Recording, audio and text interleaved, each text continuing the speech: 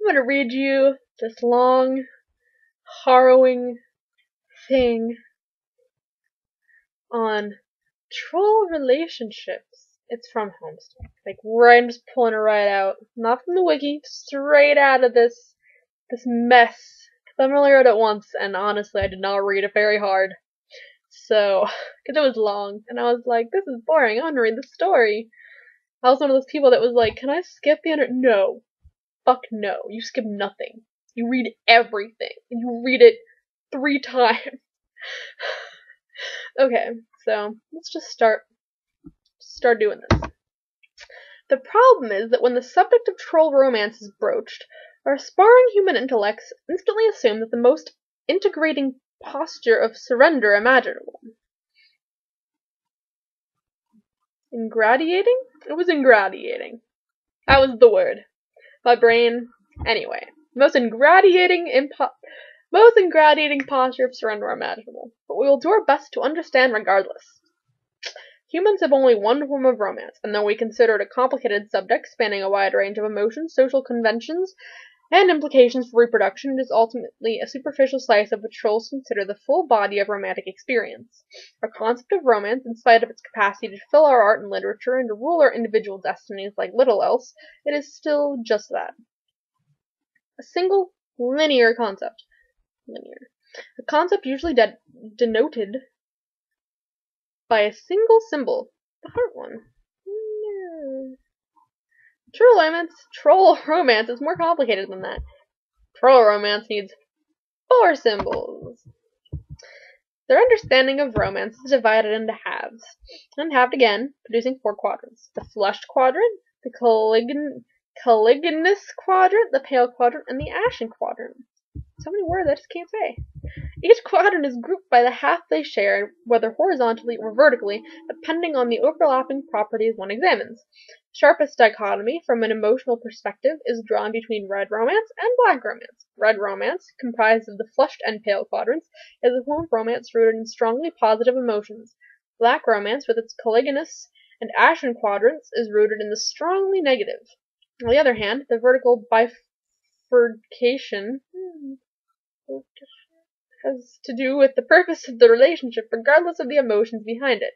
Those quadrants, which are concupiscent, the flushed and caliginous, have to do with facilitating the elaborate reproductive cycle of trolls. Those which are conciliatory. The pale and ashen would be more closely likened to platonic relationships by human standards. There are many parallels between human relationships and the various facets of troll romance. Humans have words to describe relationships of a negative nature or of a platonic nature.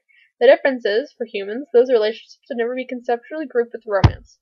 Establishing those sorts of relationships for humans is not driven by the same primal forces that drive our tendency to couple romantically, but for trolls, those primal forces involve themselves in the full palette of these relationships, red or black, toward or friendly. Trolls typically feel strongly compelled to find balance in each quadrant and seek gratifying relationships that each describes. The challenge is particularly tortuous, like a tortoise, for young trolls who must reconcile the wide range of contradictory emotions associated with this matrix while understanding the nature of their various romantic urges for the first time. Of course, young humans have this challenge too, but for the trolls, the challenge is fourfold. The flushed quadrant. When 2 individuals find themselves in the flushed quadrant, like mom and dad here, together, they are said to be matesprits. Matespritship is the closest parallel to the human concept of romance trolls have. It plays a role in the troll's reproductive cycle just as it does for humans. This is pretty obvious. Not much more needs to be said about this. Moving right along. Caliginous. Like, got the Black Queen and jerk face here. Jerk face. Well, it's like bitch and jerk. I don't know. It's gonna go on.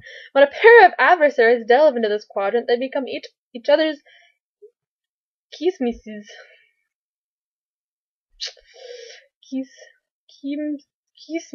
I don't know. As one of the concupiscent quadrants, it plays a role in procreation as well. There is no particularly good human translation for this concept. The closest would be an especially potent arch rivalry. For instance, human players would never be able to adequately diagnose the relationship between the queen and her archagent. But troll players could immediately place it as a dead ringer for Kismet is a dude. They would think we were all pretty stupid for not getting it, and they would be right. Trolls have a complicated reproductive cycle.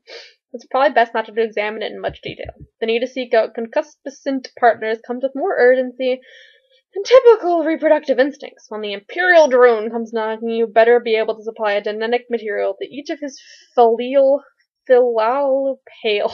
God, I'm such a failure. If you have nothing to offer, he will kill you without hesitation.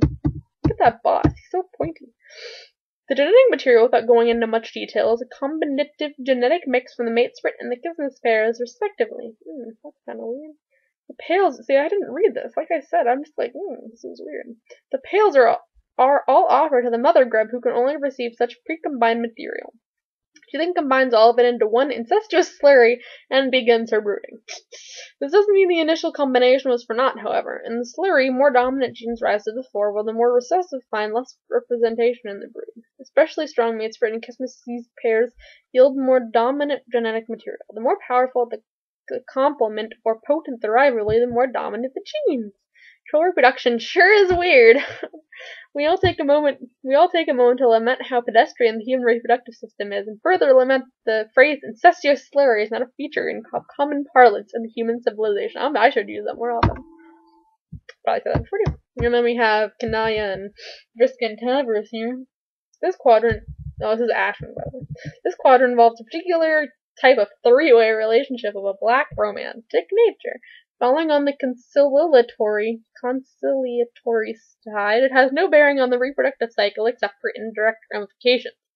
When two trolls are locked in a feud or some otherwise contentious relationship, one can intervene and become their auspices. The auspices mediates between the two, playing the role of a peacekeeper, preventing the feud from boiling over into a fully caliginous rivalry. Since such lesser feuds are quite common among trolls, there is a significant need for auspicing parties. Without them, too many ashen feuds would become caliginous and begin to conflict with each other, with other exclusive kismet relationships, leading to a great deal of social complexity and sore feelings, even more so than black romance usually involves. Without auspicism, the result would be widespread black infidelity. And then we got our Mr. My brain. Jesus Christ, I just forgot their names. This is not cool. It's like so distracting. It keeps flashing back and forth. We have Equus here and Aradia. Jesus, it's flashing. I'm sure you can see it on my face, reflected in my glasses, but it's just flashing like a bitch. The relationships each quadrant describes tend to be malleable, if not volatile, especially on the concupiscent half where more torrid emotions reside. It doesn't take much to flip a switch and transmute black rom feelings to red rom and vice versa. In many cases, one party will have red feelings while the other has black. But it will often be the case that one party's feelings will swap to match the other's, since there is no quadrant which naturally accommodates such a disparity, but thereafter it is not uncommon for the two to toggle between red and black in unison now and then. These scenarios naturally result in both red and black infidelity. This sort of relationship volatility is why conciliatory relationships are a more important part of troll romance. Oh, more flashing! We got Vriska and Tavros again. And then Kanaya, gets in there, and gosh.